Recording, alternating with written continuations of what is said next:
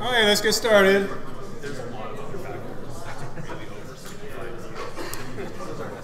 Okay, so PS 11 is out.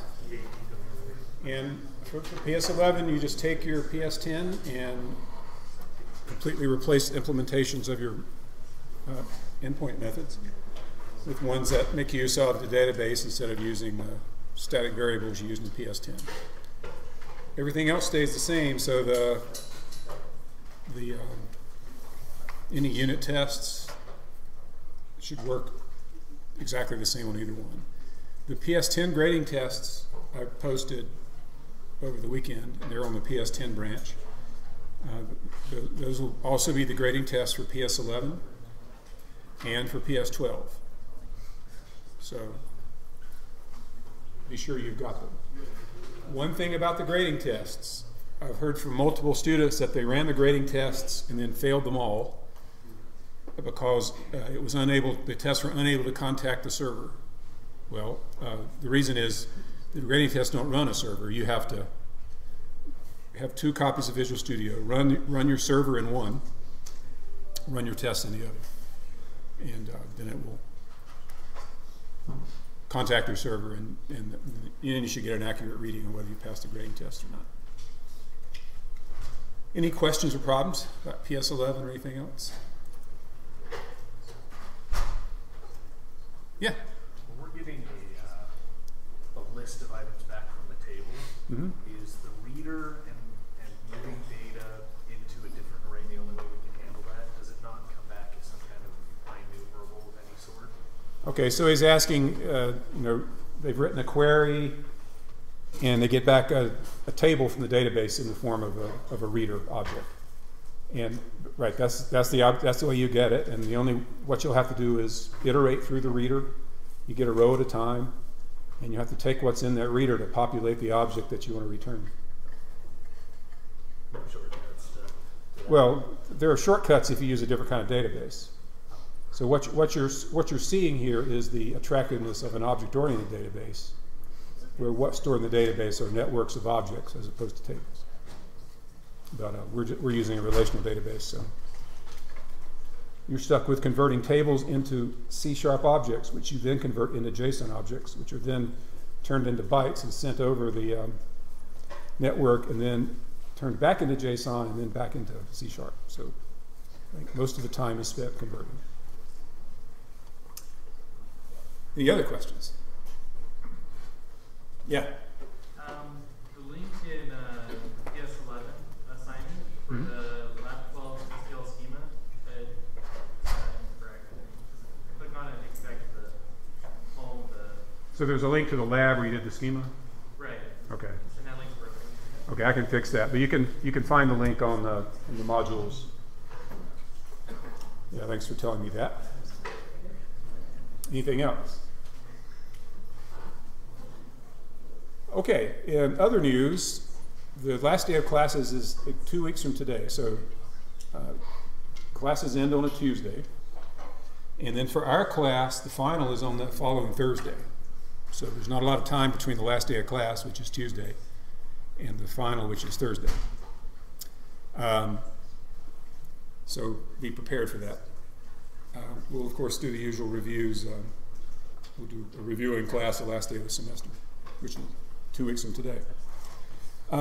So this weird week, it used to be the last day of classes, I think, was a Thursday, and over time they've stolen 2 days away from it. So right now we're on Tuesday. Makes it impossible to give another assignment that last week. But it also means I've got a little slack to play with between I've got more than 2 weeks left in the semester. And I know that it's always tough on students at the end of the semester. So instead of having PS 11 due at the end of this week and PS 12 due at the end of next week, what I'm going to have is PS 12 due the Monday of the last week of the semester. So rather than being due at the beginning of the weekend, it'll be the end of the weekend. I'm going to extend PS 11 so it's due on Monday as well. So, but I'm going to get PS 12 out on Friday as usual. So that'll give you a little bit of flexibility whether you want to work on stuff right now or push it off more toward the end of the semester. Yeah? Is the final going to be focus a lot more on the second half since Okay. the term or comprehensive? Okay, so the question was what what will be on the final, what the focus be. So it's comprehensive, so it'll have questions from all through the semester. In theory, sort of part of the final serves as the midterm for the second half, and then part of it serves as a comprehensive. So in theory, it would cover the second half more. In reality, I can't say that happens. I got the same question in 4150, and the truth is, it's just the way those classes are structured. It's just easier to ask questions about the stuff early in the semester. So, anyway, but it'll be comprehensive. I can't promise any particular distribution. Yes. Do you plan on hosting study sessions or having a class or lab dedicated to going over the final? Okay, so since there won't be a section, a lab section, the last week of classes because Tuesday's the last day. So I'll go over. I plan to, in my review on the last day of classes, I plan to go over the last year's final. Now, if there's demand and the TAs are willing, it's possible we could run an extra review session on Wednesday, the day between the midterms and the final. Between the last day of class and the final. Who would attend such a thing? Run by the TAs, okay. So there's demand on your end. I got to see if I can talk the TAs into it. So I think they'll do it. So we'll try to figure out a good time for that. Any other questions, problems? Okay. So when I mentioned PS12, and I said it has the same unit test as PS10 and PS11, the same grading test, you probably started wondering what PS12 would be about. So PS12, which will come out Friday, you will take your solution to PS11, which will be a database-powered Boggle service, and you're going to make it work. We're going to take IIS out of the equation. So right now, you've written this. You're getting a lot of stuff for free. You've built your service on top of a web server. So essentially, what you'll be doing for PS12 is implementing a web server. Now, that sounds like, oh my gosh, how can he throw that at us the last week of classes? But you don't have to implement a fully functional web server. You just have to implement enough of a web server that your service can run. And it's not as complicated as it sounds. So we'll spend this week sort of talking about things you need to know in order to do that. So let's think about what you need to do. Suppose what I told you to do was to take your controller and your model classes and just put them into a console project. So there's none of this infrastructure behind the scenes that's actually taking care of communicating across the internet to a remote client. What would you need to know to do that? To get a simple web server, just a web server that's powerful enough to host your specific assignment. No one else's. What haven't we talked about that you would need to know? Yeah? Some sort of protocol layer to communicate between two machines. Okay, so he said some kind of protocol layer to communicate between two machines. Essentially, you need to know something about networking. You need to know how you can set up a connection so that a client can communicate with your service. And so that's what we're going to start talking about today, is how to do that. And I'll give you some code that'll make it easy. You're not starting at the level of wires or wireless transmitters or something like that. So we're going to talk about sockets. Now, as is true of many topics in this class, if you're all jazzed when you learn about sockets to learn more about networking, we have networking classes, just like we have database classes and operating system classes and programming language classes and so on. So we're just going to learn a little bit about sockets. So the idea is, at some level, when you study networkings, you find that you can look at what's going on in a network at various levels of abstraction, all the way down from, where the electrons are going back and forth on a wire, up to, up to a level where you have HTTP going on. But a socket is sort of in the middle of those layers, and it provides a connection between two endpoints. So you can just think of a socket is a way of, think of it as a pipe that bytes flow through, where one end is in the client, the other end is in the server. And the socket's job is to reliably send bytes back and forth. So you put bytes in one end, they eventually show up at the other end. And at the socket layer, you're not worried about the fact that the transmission may fail, the bytes might be lost, and they have to be retransmitted. That's sort of all hidden from you. So we're not at the highest level of abstraction, we're not at the lowest level of abstraction. So an endpoint in this case is the IP address of some machine together with a port on that machine. So when your client is talking to your service across a network, the client is running on some machine with an IP address, and the client is talking out of some port, just a number, and your service is doing the same, perhaps on a different machine, different port. So that combination of machine port is what a socket connects. So it's two endpoints. Yeah. We're using the like when we're doing that, we're using the local host and sub port. Is that using the exact same pathways that we're going to be using here, or does local host kind of jump past them? Yeah. So he's basically asking, when you use local host, when your server and your client are on the same machine and you're communicating to local host, is any networking involved really? And I don't know the answer to that question.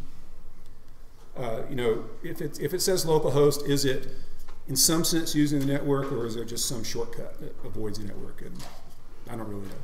Anyone know? Yeah? I think it is over the TCP stuck on a local machine through the Berkeley API, but I'm Okay, so he's speculating that there is networking involved. But certainly when your client is using my server, definitely going over the network. So if you can establish a socket connection, then two machines can communicate with one another over the internet. Now, sometimes the attempt to create a socket is frustrated by firewalls. Because you have a firewall on your computer, basically one thing it does is prevent connections to happen to certain ports. So you're going to have various programs or services running on your computer that require the use of certain ports. The firewall program has to know that it's okay to communicate on port 80 if you have a web server running on your computer. But as a security measure, it blocks all the ports that it doesn't know are special. Now, typically, certainly in the kind of program we're writing, one of the endpoints in this socket connection is a client, the other is a server. And the client initiates things. So with a web browser client, for example, the browser sends a connection request. So we'll see how that works. First step in doing a socket is setting it up. And that involves sending a request to the machine just to set up the socket connection. Okay. So I want to make this more concrete. So what you can do in Windows 10 is run a program called Telnet. Now, I think Telnet comes disabled. So if you try to run Telnet on Windows 10 and you find out that it doesn't exist, just Google how to enable Telnet on Windows 10. And you can also run Telnet on your Macs or your on Linux computers, whatever. So Telnet is sort of a fairly low-level client that just lets you communicate with any port on any computer as long as it's open. So for example, with Telnet, I can say open a connection on www.cs.utah.edu and port 80. So when I submit that request, it's going to try to set up a socket connection between this Telnet here and whatever is listening on port 80 on that computer. So what is listening on port 80 at that IP address?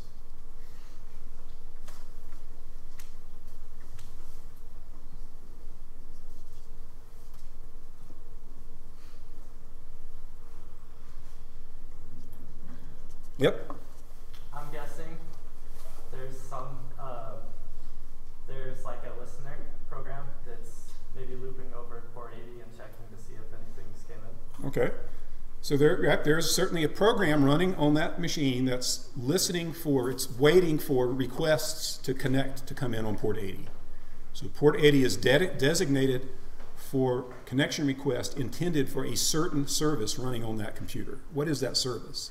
Well, I had a question. Yeah. When we say that the port is active and such, does that mean there's an active program listening, or is that separate from a port being open? Active means it's in use, so there's something listening, and then open, open via the firewall. You've got to punch a hole in the firewall for it to work. Okay, so what program is interested in connection requests on port 80? Just give me a wild guess. Yeah? Is it hypertext transfer protocol? Yeah, what's the HTTP server? Right, HTTP, hypertext transfer. It's the web server running, that's why that machine exists. It's the CS web server. So Telnet doesn't know that HTTP. What it'll do is, when I run Telnet, whatever I type, it converts into bytes and sends to the remote server. And then whatever it sends back, whatever bytes it sends back, it converts it into a string and displays it. So to communicate with this server, to make it do anything interesting, I have to know the protocol. Okay? So let's see how well I can do. So I open that connection, and I'm just going to warn you, I've got to do this fairly fast or it times out. But the problem is I don't type very well when I'm standing up, so I'll probably screw up. It's kind of this weird program that when I hit enter, when I start typing, it doesn't clear the screen. It just goes to the top and starts replacing what's already there. So it'll look kind of weird when I do it. So I'm going to open the connection, and then that'll set up the socket connection. And then I'll just start sending bytes down the socket. So what I'm going to send is the string get / so I want the root page, and I just happen to know the HTTP protocol. It says the first line needs to look like that. And it already said I sent a request that the server could not understand, so I screwed something up. Okay? Yeah, I misspelled HTTP. So it was really picky. So the first line of an HTTP request consists of the verb, get, post, put, whatever, then a space, then / is just the root page, or I could put a complete URL, and then HTTP / 1.1. So let me try again. Okay, I need to do a get / HTTP. Okay, let me try to open it again.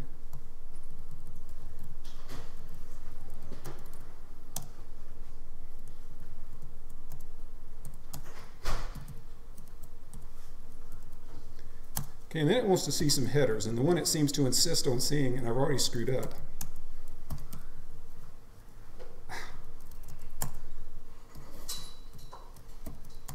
is yeah, and then it timed out.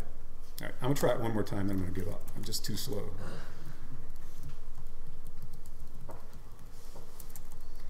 And it doesn't do backspaces right after you set up the connection either, so that's why I refuse to backslash.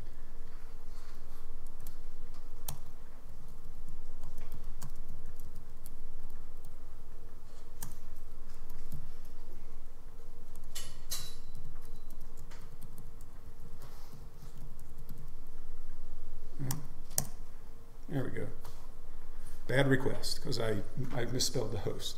Anyway, if I were to if I were to succeed in typing that, I tried before class and I did host : and put the host name in, then a blank line, then it sent me back the HTML for the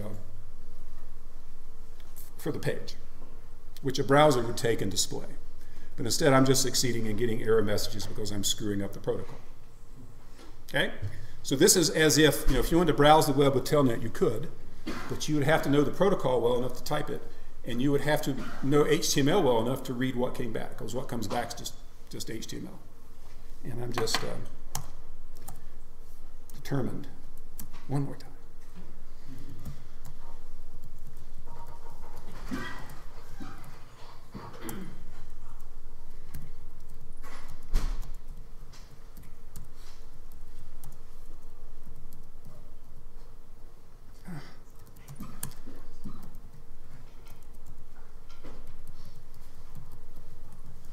I just seem unable to. There we go. So that's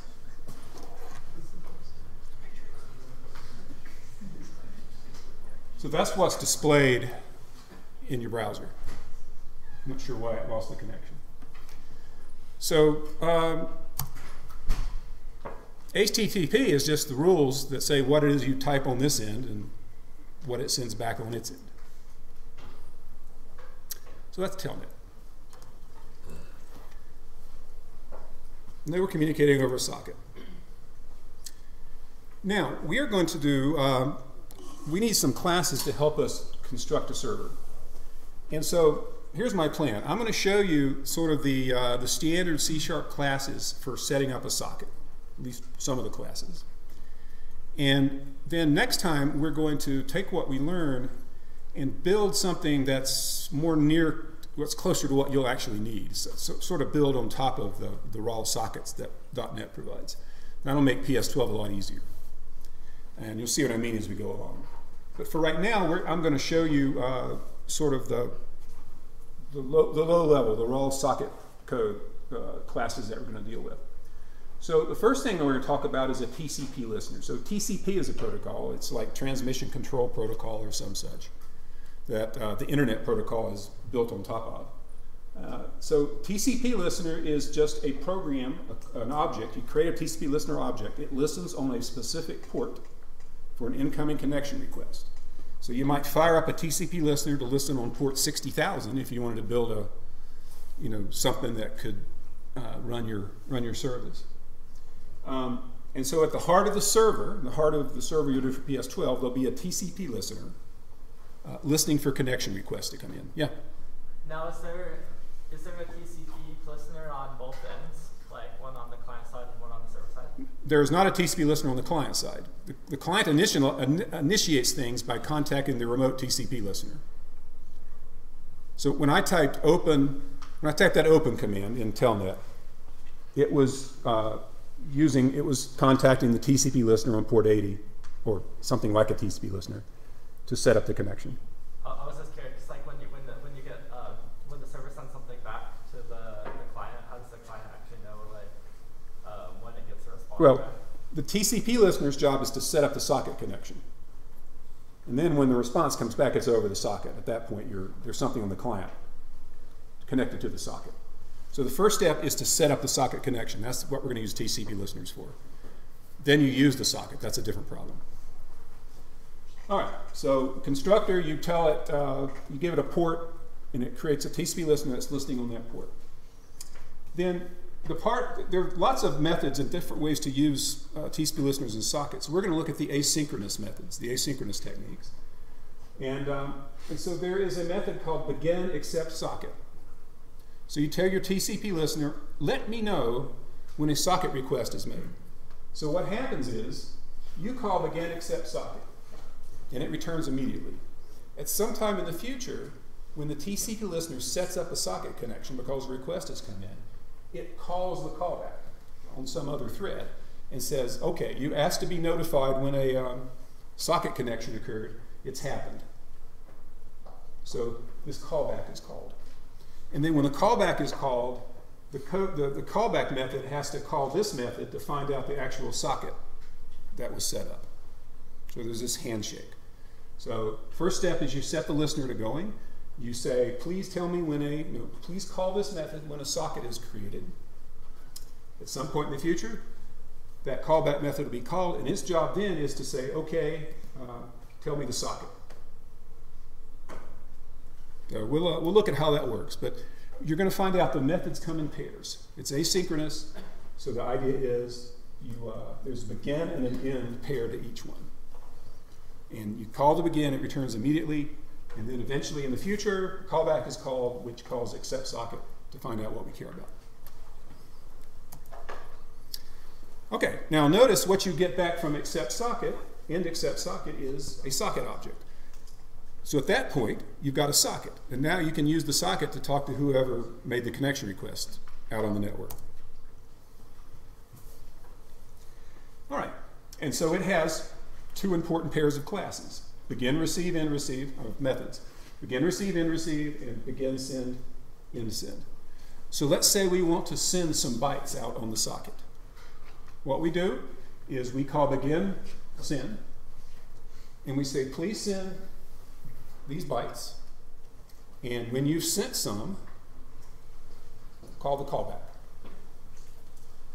And then the callback, when it's eventually called, what it has to do is call end send, and what we find out in the return value is how many bytes were actually sent. So this is where you start to realize you're working at a lower level than you're used to.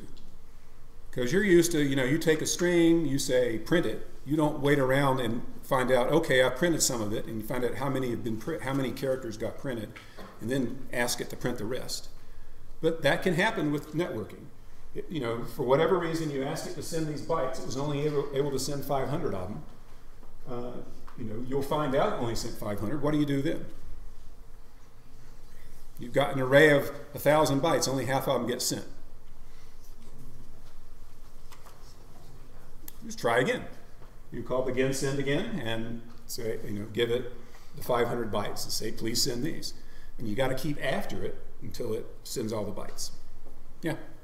So the begin starts the callback on a different thread? It doesn't. Begin, all begin does is tell the socket that you'd like to send some bytes. And then at some time, a second from now, an hour from now, whenever the socket has sent some bytes, it will call the callback. But this method is long since returned. So it's inherently multi-threaded. We don't have to create any threads, though. The threads are all created by the socket. But we have to be aware threads are being used so we can synchronize things properly. And if you want to receive, you say, okay, here's an array of bytes, of 1,024 bytes or whatever. Please read some bytes from the socket and put them in the array. And once it has some bytes, it will call the callback. And the callback will then ask and find out how many bytes came in. So we're dealing at a low level, dealing with bytes first of all. And believe me, when you do PS12, you don't want to deal with bytes. You'd rather deal with strings. And we're also dealing with having to, send some bytes. Did they all get sent? No, send some more, send some more. It'd be better, you'd like it better if you just sent a string and didn't worry about where we're back. So that's what we'll build on top of this to make it friendlier for PS12. Yeah. So the callback just returns pretty much every time the send has been invoked, like what's gotten to it, and says this many came in, and end result or end receive gets that, and then it'll end when it's actually correct. Yeah.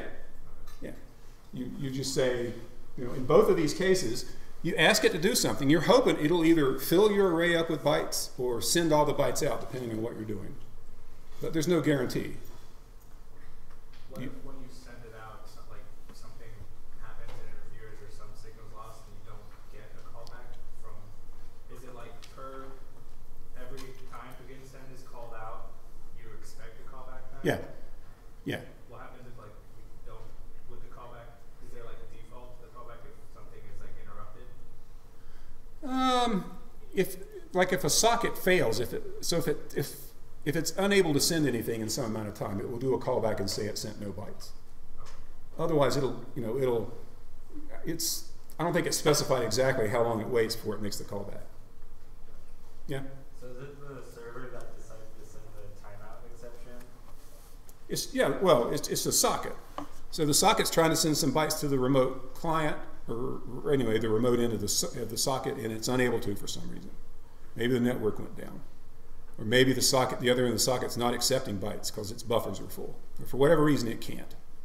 So it tries for a while, and then it eventually gives up and says, something's wrong. Okay. Now, today what we're going to do is build a simple chat server on top of these two classes, the TCP listener class and the socket class. And when I say simple, I mean really not even very functional, because what my chat server will let you do is chat with yourself. So it has the property that when you you type something, it gets echoed back to you in uppercase. But it does support multiple conversations at the same time. So in principle, all of you could be connected to my service and be simultaneously getting what you type converted to uppercase and sent back to you. But there's no, like, I can't chat with anyone else in the room. That's something we could add later, but this is complex enough. So that's what, when I say simple chat server, I truly mean simple. And the way it works, it's going to listen on port 4000 for connection requests. And then the first thing the server will do when a connection is established is it'll send welcome back to the client. And then when it receives lines from the client, it'll send them back in uppercase. So let me demo the program before we look at how it's implemented.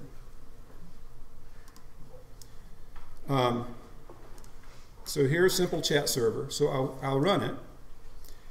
And what happens, I have some print statements, some console.println statements in my service that's just going to display stuff up there. So you can see what the server is seeing. And I've got to connect to it, so I'm going to use Telnet for that purpose. So I'm going to run Telnet here, and I'll try to offset a little bit. So I'm going to say open localhost 4000. Okay, so you can see that the service, it's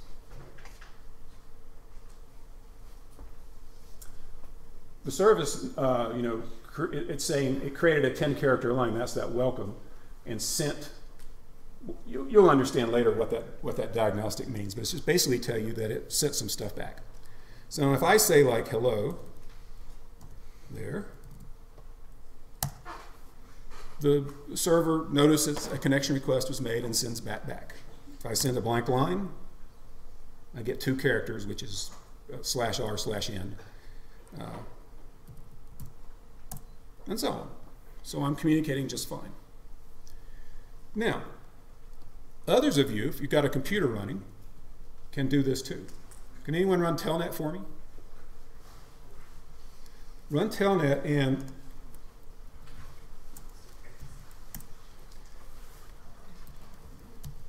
you've got to know where to connect to. So in Telnet, do open and then 10.17.247.231 space 4000, and then start typing. And what we ought to see, yep, someone, there we go. I used to have it display what the students in the class were sending to it. I decided that was too risky.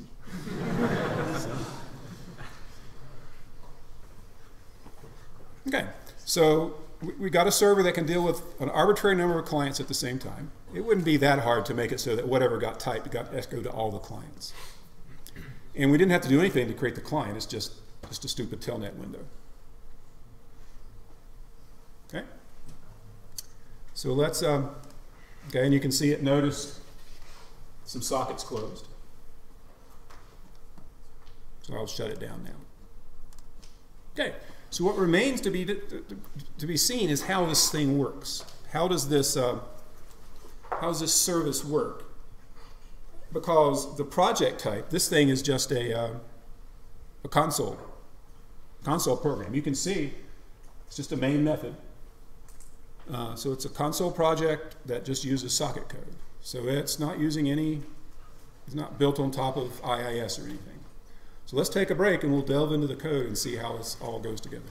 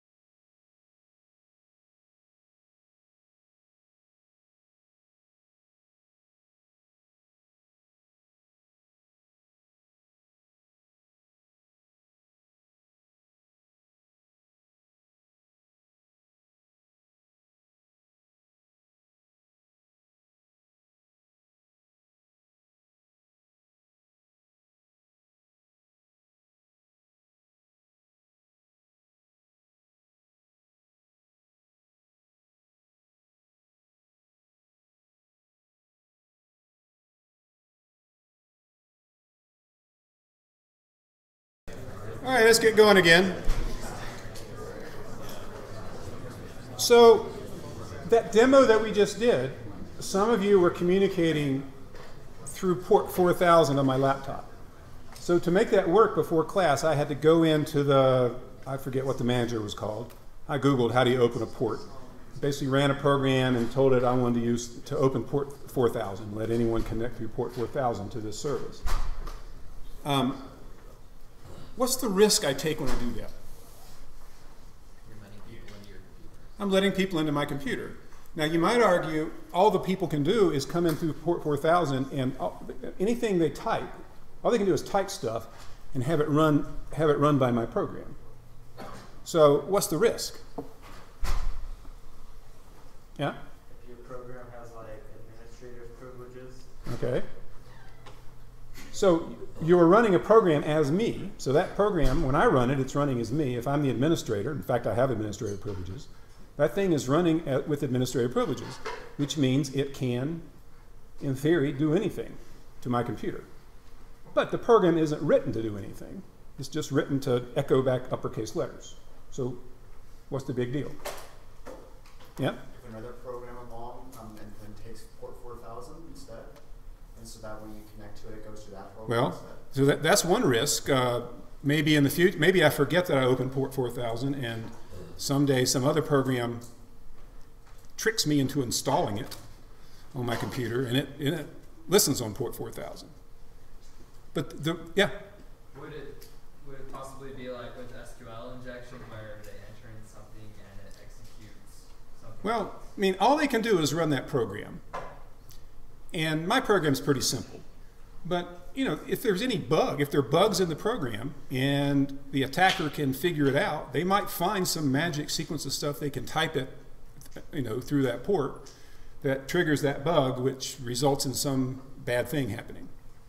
It's just when, you know, when programs are complex and are listening on ports, people have a lot of time to try to exploit them. So, for example, a web server listening on port 80 is a really juicy target because it's a complicated program. It reads and deletes files. It has, you know, it communicates with databases, and often the code's open source. So anyone, they can study the code and figure out an exploit. That's a problem. So you basically want to keep all the ports closed unless, you know, you absolutely need one. You just never can tell. All right, let's look at the code here. Make it bigger.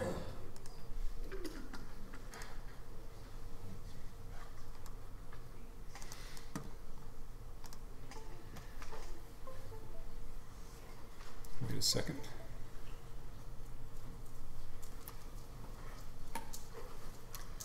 Okay, so I have my main method, and it creates a new simple chat server. This is a, simple chat server class, listing on port 4000. And then it does that console.read line. And I told you I just wrote it as a console project. And so I have to put that there. I have to block the main thread, or the server would end as soon as it started. Right? Program's over as soon as main terminates if you've got a console project. So that's just a cheap way to block the thread from stopping. It leaves the console window open so we can see the diagnostics fly by.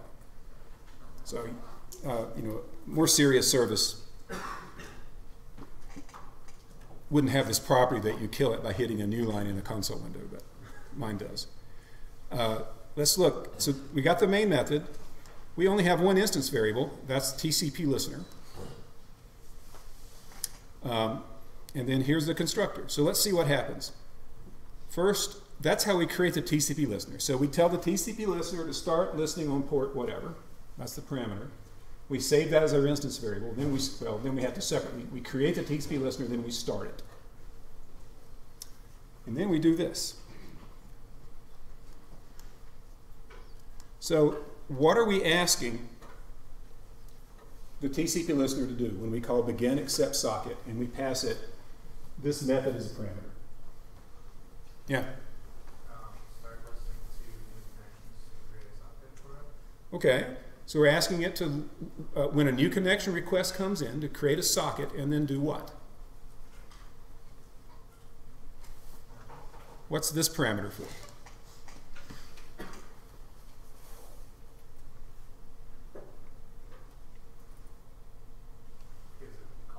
Right, that's a callback. So when it creates the socket, when it gets the request and creates a socket, it calls connection requested, which is right here. But until that happens, you know, the main method calls the constructor. So the main thread calls the constructor, it runs, this ends, and now we're blocked right here.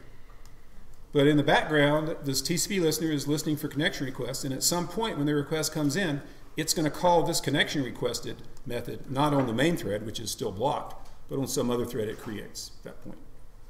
Yeah? But it's still a client thread, it's still in this program. It's still what? It's still in this program. Yeah. Yeah, still in the program. It just happens in the future. Okay, so let's see what connection requested does. First thing it does is it calls end request socket. So the deal is you get this parameter, async result. It contains information about the connection that was created.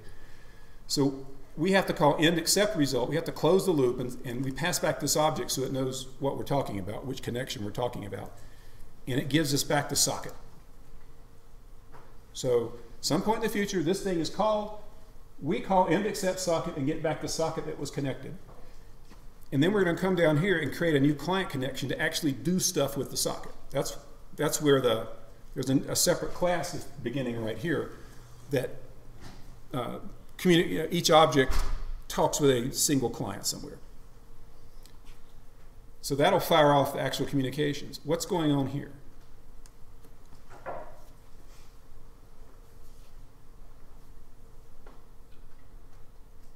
Notice that's the same line of code that we saw right here.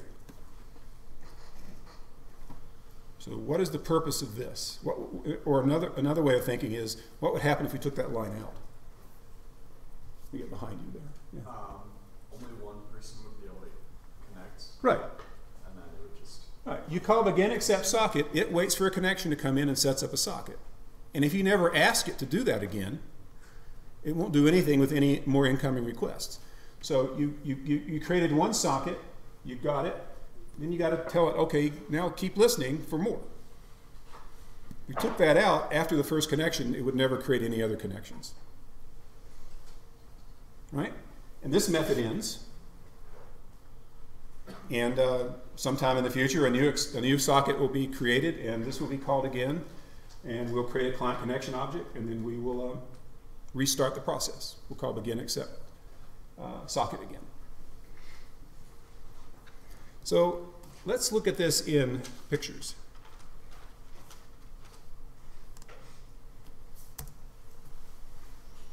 So this is sort of a UML-ish kind of diagram, a timeline diagram that shows what's happening on multiple threads.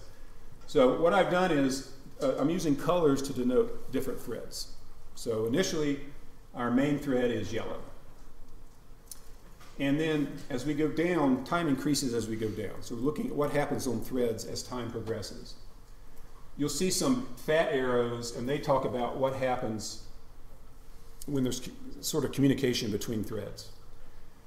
Heavy lines, like we call a constructor, those are method and constructor calls. Light lines are method returns. So what happens is our main method calls the chat server constructor. And the chat server constructor calls the TCP listener constructor. And the constructor returns. Then the chat server constructor calls begin accept socket to start it listening for something. And so this red thread starts up. So that there's this red thread now that's listening for a connection request to come on. And then meanwhile, the yellow thread begin accept socket returns and says, okay, I'm listening. I'll let you know when something comes in. And then the chat server constructor returns and the yellow thread blocks. Okay? So now the only thread that's really making any progress is this red thread, which is listening somehow for a connection request to come in. So what does it do when a connection request comes in?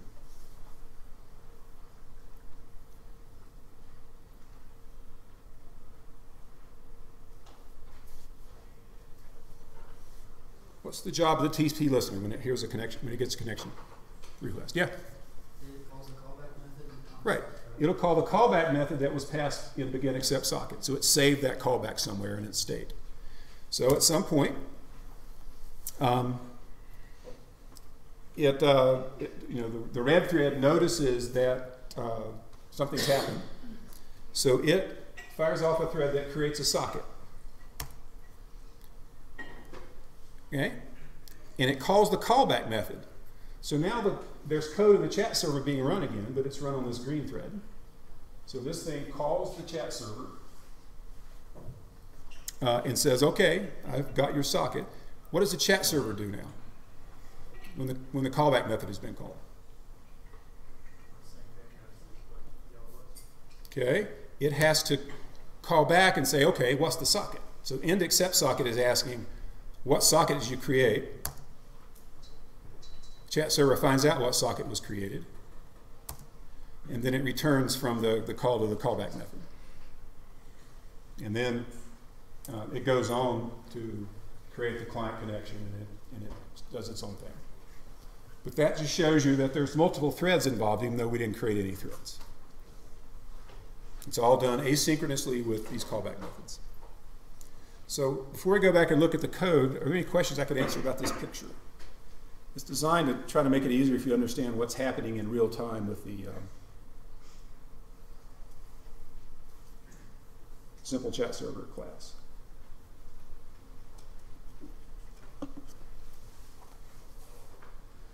It's a little hard to think about because of the asynchrony and the multiple threads.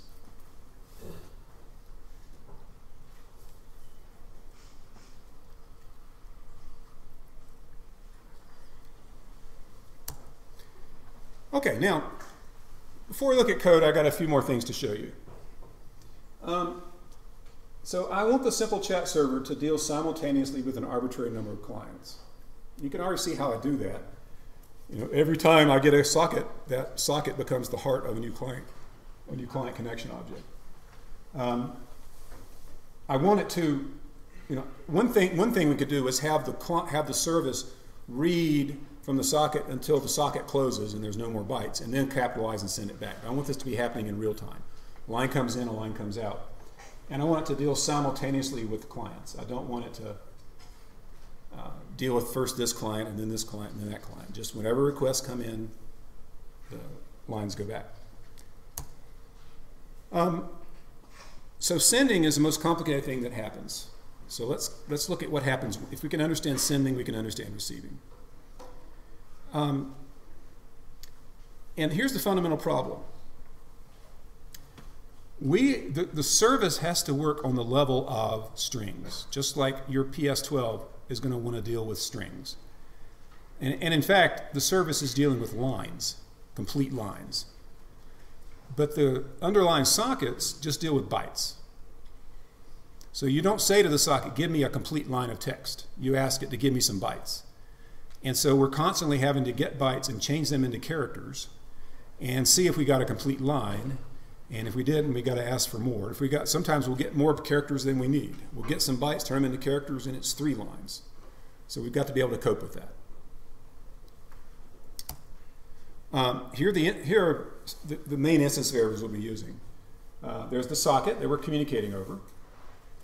There's this Boolean that tells whether or not this client object is actively trying to send anything.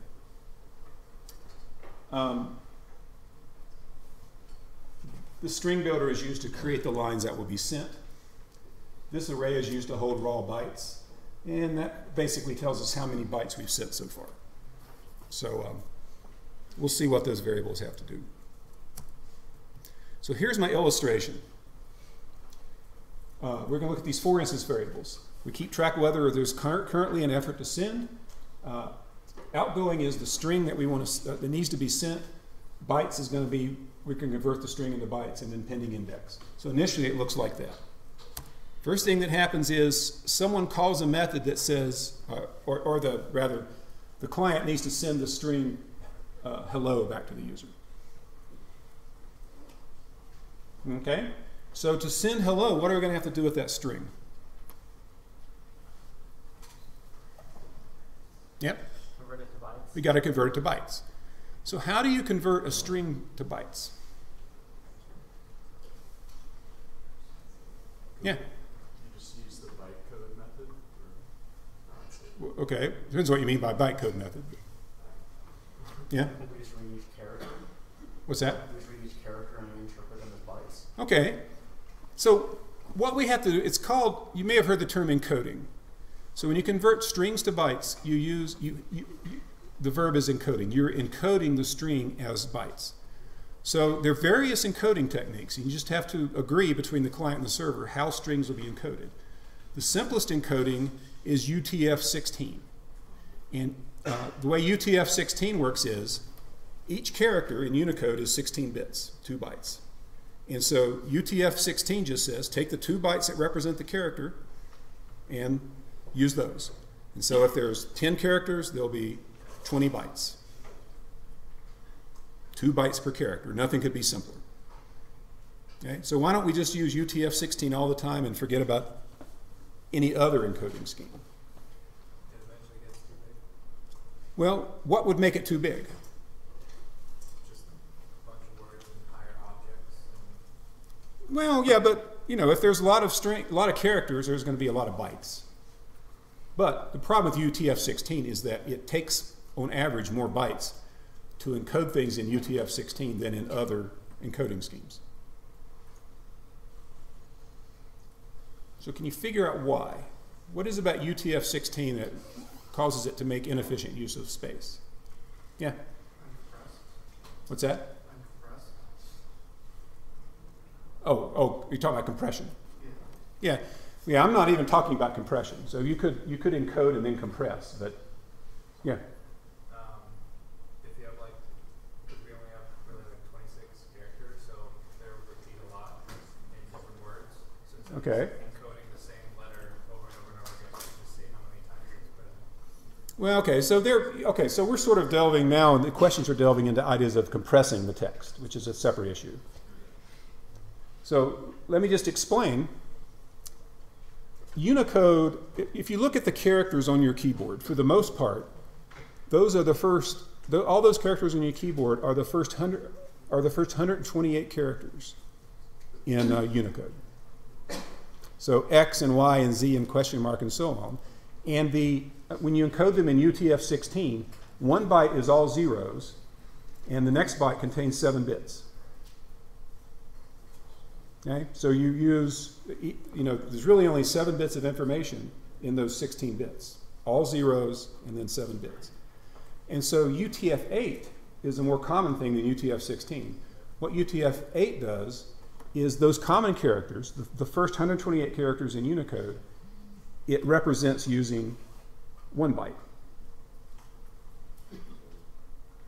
And then it uses, and you can recognize those because the byte starts with a 0. And then it uses between 2 and 4 bytes to represent all the other characters. The idea being the commonly used characters, which tend to be the ones on the keyboard, get represented with only 1 byte, and the others take more bytes. But if you're sending your string, if your string is Greek, using the Greek alphabet, it's better to use UTF-16. That'll be less space. It's optimized for the Latin alphabet, in other words. UTF-8 is. So anyway, when we encode the string, depending on what encoding we're using, we might get more than 5 bytes. But I think my example, I'm using something like UTF-8. Okay, so the first thing we have to do is we have this string we want to send, and it is converted into bytes. So those are my 5 bytes in UTF-8. Now we try to send that to the client. So we basically make a call to the socket. We say, please send this pending bytes array. Please send these 5 bytes. Now, while those 5 bytes are trying to be pushed out the socket, another string arrives, help. But the way my code works is it doesn't do anything with help. It just accumulates these requests as they come in. It doesn't do that, and it doesn't start dealing with help until all the bytes in that array have been sent. So it waits until pending bytes has been sent. So it waits, and it gets a callback, and we find out that 3 bytes were sent to the client, but the other 2 weren't. And so we make another call and say, please send the last 2 bytes of this array. And sometime in the future, we learn that the remaining bytes were sent. So at this point, it's through with that pending bytes array.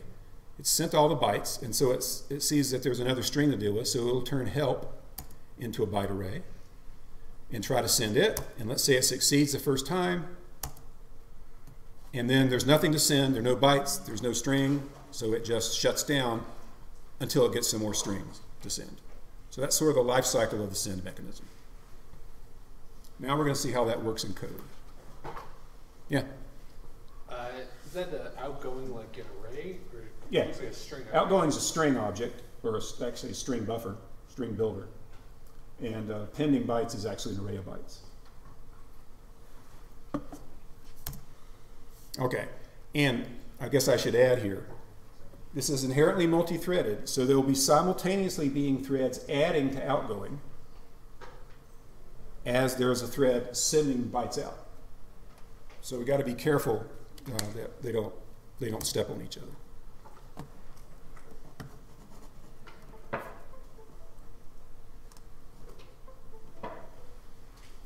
Okay, we're back here. So when we get a connection request, we create a client connection object and we give it the socket to communicate with. So here's client connection. It has, okay, there's an encoding. Look at that. That's just an object that knows how to encode strings using UTF-8. So we'll use that to convert strings into bytes and vice versa. I picked 1024 for no good reason as the size of the array I'm going to declare. Here's the socket we're dealing with. We have incoming strings and outgoing strings. We're going to focus on outgoing strings. Here's a decoder, which is also involved with UTF-8. We have a couple of arrays of bytes, incoming chars. We keep track of whether send is ongoing. We have a synchronization object. So we have a bunch of member variables I didn't talk about before because part of this object is dealing with sending and part is dealing with receiving. We're going to look at the sending side. So let's see how the client connection operates. It records the socket. It clears the incoming and outgoing strings. It sends a welcome message. So I have a method that I haven't shown you called send message. And then we call begin receive. And its job is to call message received as soon as a message comes in. Okay? Message received will ultimately call send message when the message comes in with capitalized letters. So I'm going to skip down beyond, I guess send is what I care about. So that's message received. Here's send message. So this is what the message this is the method that's called when we have some text that we want to send out. So we get that string of lines. So first thing to notice is we enter a critical section because we're about to mess with some instance variables that could potentially be shared across threads. Remember, outgoing is all the lines that need to be sent, so we add this to the end of that, so now there's more stuff that needs to be sent. Then we check to see, remember there's that instance variable that keeps track of whether we're currently actively pushing bytes out or not. So if this object is not currently trying to send bytes out, we got to change that because we got stuff to send now. So we set send is going to true, and we call send bytes. Otherwise, there's nothing to do. We just return. So what this does is, fundamentally, it's very simple. It appends the lines to the end of the outgoing string, and then if the object is not currently trying to send stuff out, we tell it start sending. And we do it inside a lock, inside a critical section, because the sending mechanism is going to be simultaneously reading those lines from the string builder. So we don't want the string builder to get screwed up because it's not thread safe. Okay, so now we got to look at send bytes. So send message kicks off send bytes. So let's see what send bytes does. So look at this first block and see if you can summarize for me what it's doing and why.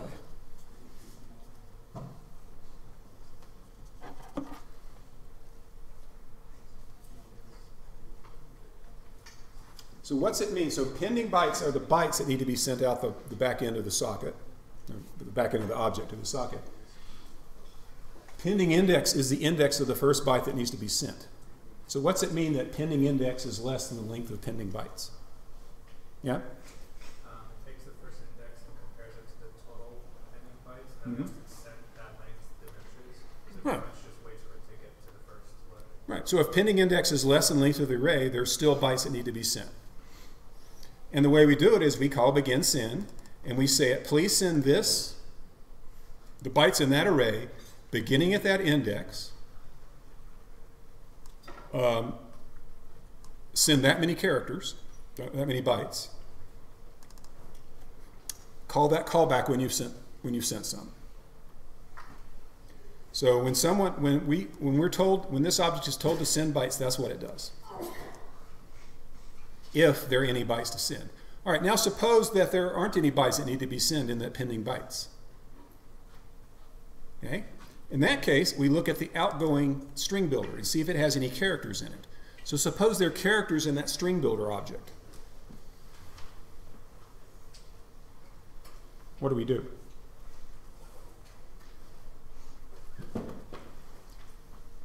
You got some characters you want to send. What do you have to do to send them?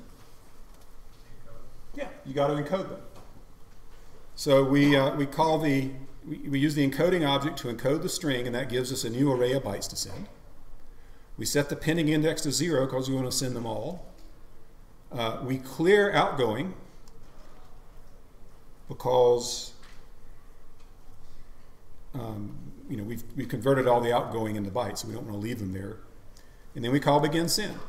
And we say send the bytes, send all of them from index 0, call message sent when you're done. And if neither of the above holds, there's nothing to send, and so we just shut down the sending mechanism. So if we exit here, there's nothing pending. If we exit either here or here, we have caused something to happen, and we're waiting for message sent to be called sometime in the future. Now look at this lock here. This is all in a critical section. But there's no lock in send bytes, even though we're dealing with shared variables. Does send bytes execute in a critical section? Here's where it's called from, right here. Yeah. We were in the critical section when we called send bytes. And so all of this code is executing the critical section as well. So the next question you've got to ask is, how long will this code take to run? What you don't want to do is create a lock, enter a critical section, and then run code that takes a very long time. And it can take a very long time for bytes to be sent over a network if the network is slow. So is that a problem here? Okay. Where might be the problem? Waiting for the callback? Well, okay, so we call begin send, but we don't wait around waiting for the callback. Once we call begin send, this method returns and the critical section is exited and the lock is released. So the waiting, we don't do anything to wait. It's just sometime in the future the callback will be called. Okay? And when it's called, then we got to reacquire the lock and do something. But the way this is set up, this code runs fast. If we weren't, there's another method. Instead of calling begin send, there's a method on sockets just called send. And it sends the bytes and waits around and blocks until it's sent. That would cause a problem. That would be a problem because we'd be holding this lock for a long time and things would stop making progress. But because we're using the asynchronous, just call begin send, it returns immediately. Sometime in the future, the callback is called. So far we've seen that when we got a message to send, we turn it into bytes, or not, we don't do that. We append it to the line, to the outgoing strings, and then kick off send bytes if there's not already a send bytes going. Send bytes either sends the rest of the bytes or creates new bytes and starts sending them, or realizes there's nothing more to do and shuts down. At some time in the future, message sent will be called. And here's message sent. And that's the last piece of the puzzle.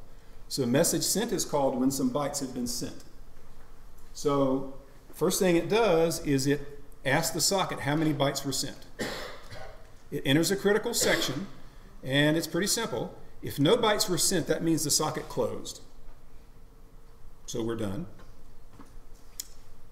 Otherwise, if it sent some bytes, if it sent 10 bytes, we increment pending index by that amount to record that we've sent those bytes. And we call send bytes again inside a critical section. And send bytes will, check. Are there any more bytes to send? If so, send them. If not, are there any strings to turn into bytes? If so, it does. Start sending those. Otherwise, it shuts down this. Yeah? I think it's just like the socket class. Mm-hmm. That's just going to already be provided. Yeah. Okay. Yeah. Socket is a .NET class. So what does it mean? The key to understanding this is understanding send is ongoing. What does it mean when send is ongoing is false? Yeah. Everything's been returned and nothing's trying to send. Okay, so it's false, meaning we are not currently waiting on a callback, right? If it's false, there's no pending callback that we're expecting to come in the future. We've gotten all the callbacks that we expected. There's no bytes to send. There's no strings to send. There's no callbacks to wait for. So we turn off the sending mechanism. When it's true, what does it mean? It means that we've made a callback and we're waiting to hear the result back. And when we get the result back, we may need to make another method call that results in another callback. What if we did away with send is ongoing? We do it away completely and just up here, when we get a line to send, we just append it to outgoing and we call send bytes right away. We don't check send is ongoing. Okay? What would happen? Yeah. Oh, sorry. It could send things out of order. Right, things would be sent out of order. So what would happen if we didn't have this send is ongoing is, every time some lines came in to be sent, we would start up one of these method call callback loops to send all the bytes for those strings out. Then while that was happening, another string comes in to be sent. We start up another call, make another call to send bytes, and now we've got two competing loops trying to send out different strings, and ideally we would want all the bytes for the first string to be sent before any of the bytes of the second string to be sent. But they'd be competing to send bytes, and they get out of order. They get mixed up. Strings would be screwed up. Now I keep talking about the loops. I don't see any loops.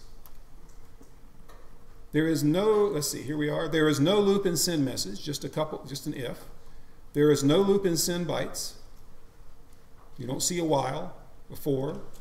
There's no loop in message sent. So what the heck am I doing this for? What's looping? Yeah? It's pretty much just like a feedback loop with callbacks. Okay. I like that. A feedback loop with callbacks. The looping is happening sort of implicitly, like right here. We call begin send, and this method call ends. In the future, that'll result in a call to message sent. Message sent is right here. It calls send bytes. Send bytes calls begin send. The method ends, but that's going to result in a callback. So the looping is we call begin send, in the future it calls a callback. Then we call begin send again, it calls a callback.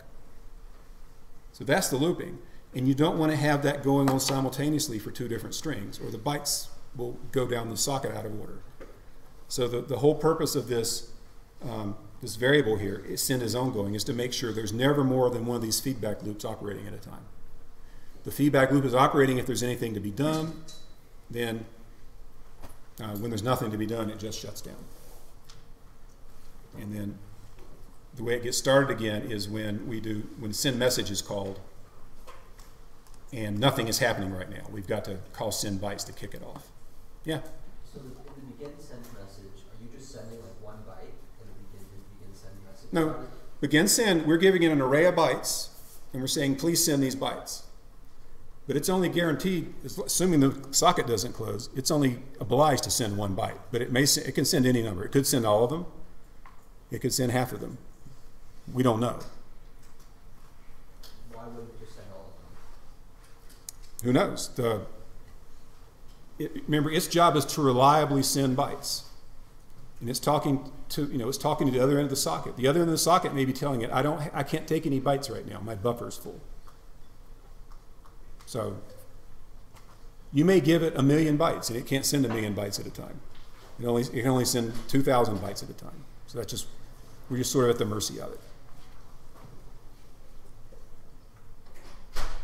So, a lot of details here, but I want you to think about this. Suppose I now said, all right, I've shown you how this works. Take this and adapt it to create a web server for PS12. What would your code look like?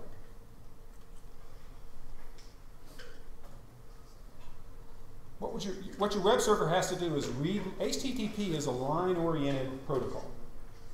So you read a line, you do something. You read a line, you do something. And then the response that you're sending back is line-oriented. You send, headers and stuff. So your service, your HTTP server will have to deal with lines. So would your HTTP server look a lot like this? Right? This one reads a line of text and then sends it back capitalized. What would your server have to do?